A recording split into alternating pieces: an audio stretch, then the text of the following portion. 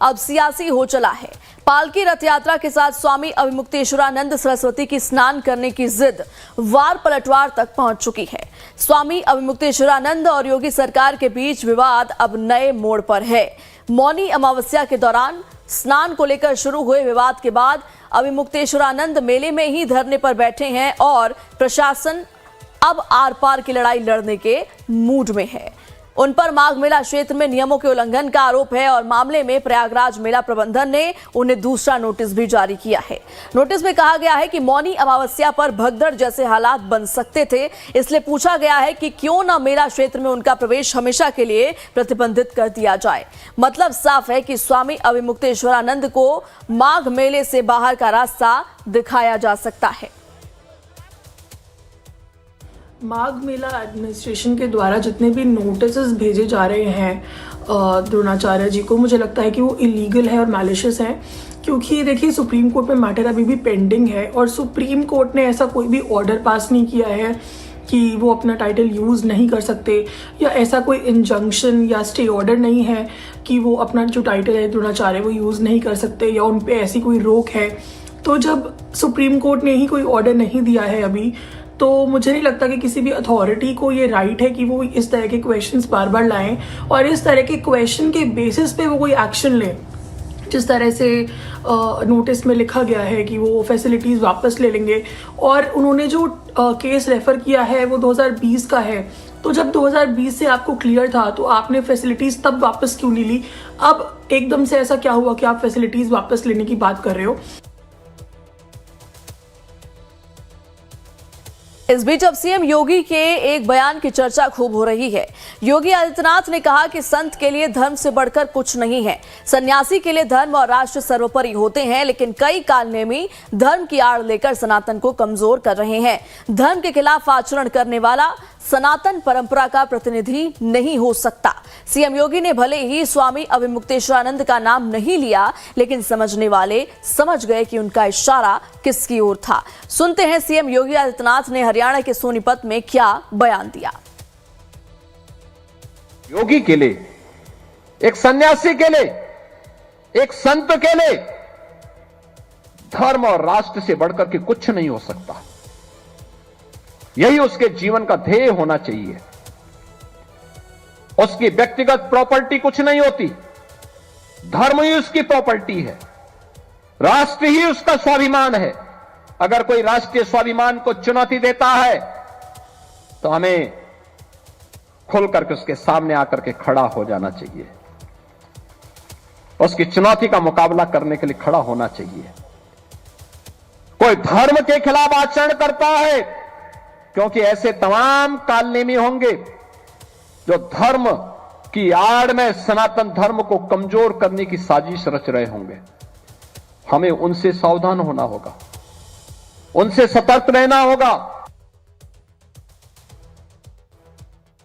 दरअसल विवाद सिर्फ शंकराचार्य की पदवी को लेकर ही नहीं है, बल्कि बैकग्राउंड में राजनीतिक जुबानी भी है। जहां प्रशासन की तरफ से लगातार एक के बाद एक नोटिस जारी किए जा रहे हैं, तो वहीं माघ मेले में शंकराचार्य से टकराव को लेकर विपक्ष बीजेपी पर हमलावर है। अधर्म के रास्ते पर भारतीय जनता पार्टी चल रही है। पूजनीय शंकराचार्य जी का पूरा सम्मान होना चाहिए, और अगर शंकराचार्य जी का ये सम्मान नहीं कर रहे हैं, गंगा स्नान या उस पावन स्थल पर उनके स्नान के लिए रोका जा रहा है, तो इससे बड़ा अधर्म क्या हो सकता है? अगर इसका कोई भागीदार है तो भारतीय जनता पार्टी की सरकार है। जिस तरह से उनके ऊपर उत्तर प्रदेश में योगी जी के सरकार ने पुलिस द्वारा हमला किया है, वो बहुत चिंता का विषय है।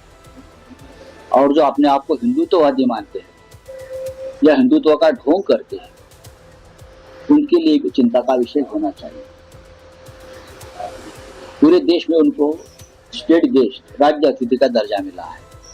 ये है ढोंगी हिंदुत्व, नकली हिंदुत्व, बोगस हिंदुत्व, स्वार्थी हिंदुत्व। लेकिन हम शिवसेना उद्धव बालासाहेब ठाकरे ये घटना की कड़ी निंदा हम कर रहे हैं, और आगे क्या करना हम देखें। प्रयागराज के माघ मेले में उठा ये विवाद राजनीतिक रूप लेता जा रहा है और शब्दों की मर्यादा भी टूटती दिख रही है। शंकराचार्य जैसे पद पर निशाना साधा जा रहा है और विपक्ष भी राजनीति करने के आरोप लगा रहा है। किसी भी पूज्य संत आचार्य को, शंकराचार्य जी को, किसी भी संत का भी अनादर हमारे यहाँ करने का वो नहीं है। अगर कोई ऐसा किया होगा जांच करके कार्रवाई करेंगे, लेकिन उनके जो भी ऐसा किया है उसकी जांच करके कार्रवाई करेंगे। लेकिन अभी पहला ये है, भगवान शंकराचार्य जी के चरणों में प्रार्थना करता हूँ कि वो अपना जो भी विरोध है उसको समाप्त करके संगम स्नान करके मिले। ऐसा नहीं है कि देश के शंकराचार्यों की सक्रियता पहली बार सरकार विरोधी दिख रही हो, बल्कि पिछले कई सालों से इसमें इजाफा देखने को मिला है। शंकराचार्य अक्सर राम मंदिर, गौरक्षा, सीएए, कोविड में गंगा में बहते शव पर बोलते दिखे, जो तुरंत राजनीतिक रंग में बदल गया। वहीं 2024 में राम मंदिर प्राण प्रतिष्ठा पर ज्योतिर्मठ और पुरी शंकराचार्यों ने विरोध किया और कहा कि अधूरा मंदिर है और अशुभ तिथि को प्राण प्रतिष्ठा हुई, जहां बीजेपी ने इसे राजनीतिक विरोध कहा, जबकि कांग्रेस ने इसे धार्मिक सत्य बताया। एक और खास बात जो शायद आप भूल गए होंगे, स्वामी अभिमुक्तेश्वरानंद ने 2019 में मोदी के खिलाफ वाराणसी से उम्मीदवार खड़ा करने की कोशिश की, जो साफ तौर पर राजनीतिक कदम ही था। इसलिए प्रयागराज में शंकराचार्य की पदवी पर घमासान सियासी रंग लेता दिख रहा है। कहीं सवाल उठ रहे हैं तो कहीं योगी सरकार के कदम को सही ठहराया जा रहा है। सीएम योगी ने अपने बयान में कालनेमी का नाम लिया, तो जानते हैं कालनेमी कौन था और सीएम योगी ने कालनेमी का ही नाम क्यों लिया। रामायण काल में कालनेमी नाम का एक मायावी राक्षस था, जिसने संजीवनी बूटी लाने गए हनुमान जी को संत बनकर भरमाने की कोशिश की थी, लेकिन बाद में हनुमान जी उसके छल को पहचान गए और फिर उसका वध कर दिया। कालनेमी का काम था अच्छे काम में विघ्न डालना, और इसी बात की तरफ सीएम योगी इशारा कर रहे हैं कि सनातन के काम में विघ्न डालने वाले कुछ कालनेमी हैं, जो सनातन की परंपरा को कमजोर कर रहे हैं। सीएम योगी के बयान पर वार पलटवार चल रहा है, लेकिन सीएम योगी ने किसी का नाम नहीं लिया, बल्कि सनातन के दुश्मनों को कालनेमी की तरह बताया। चलिए इस बात को भी समझते हैं कि अभिमुक्तेश्वरानंद के साथ शंकराचार्य की पदवी को लेकर विवाद क्या है, क्यों माघ मेला प्रशासन उन्हें अपने नाम के आगे शंकराचार्य लगाने पर सवाल खड़े कर रहा है। 22 सितंबर 2017 को इलाहाबाद हाईकोर्ट ने स्वरूपानंद और वासुदेवानंद दोनों को शंकराचार्य नहीं माना। हाईकोर्ट ने शास्त्र सम्मत तरीके से नए शंकराचार्य की नियुक्ति को कहा। इस फैसले के खिलाफ स्वरूपानंद सुप्रीम कोर्ट पहुंचे। हाईकोर्ट के आदेश पर सुप्रीम कोर्ट ने अंतरिम रोक लगा दी। फैसले में देरी की वजह से स्वरूपानंद शंकराचार्य पद पर आसीन रहे। 11 सितंबर 2022 को शंकराचार्य स्वामी स्वरूपानंद का निधन हो गया। स्वरूपानंद की वसीयत के आधार पर अभिमुक्तेश्वरानंद बने शंकराचार्य। सन्यासी अखाड़े ने उन्हें शंकराचार्य मानने से इनकार कर दिया। अखाड़ा परिषद ने अभिमुक्तेश्वरानंद की नियुक्ति को नियमों के खिलाफ बताया।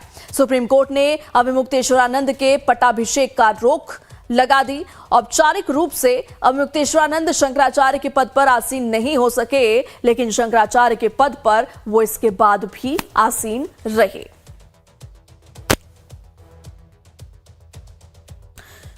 तो इस पूरे मामले को लेकर के बवाल होता हुआ दिख रहा है। एक तरफ लगातार नोटिस जो है प्रशासन की तरफ से चस्पा किए जा रहे हैं, तो वहीं राजनीतिक महकमे भी इसको लेकर के हलचल है और लगातार देखिए विपक्ष जो है इस पूरे मुद्दे में कहीं ना कहीं शंकराचार्य के साथ खड़ा होता हुआ दिख रहा है। तो यानी कि संत समाज जो है वो भी दो धड़ों में इस पूरे मुद्दे पर बढ़ चुका है। एक संत समाज वो है जो ये कह रहा है कि सीएम योगी को लेकर के अपशब्द कहना गलत है, तो वहीं दूसरी तरफ दूसरा फाड़ है जो अभिमुक्तेश्वरानंद के समर्थन में खड़ा है।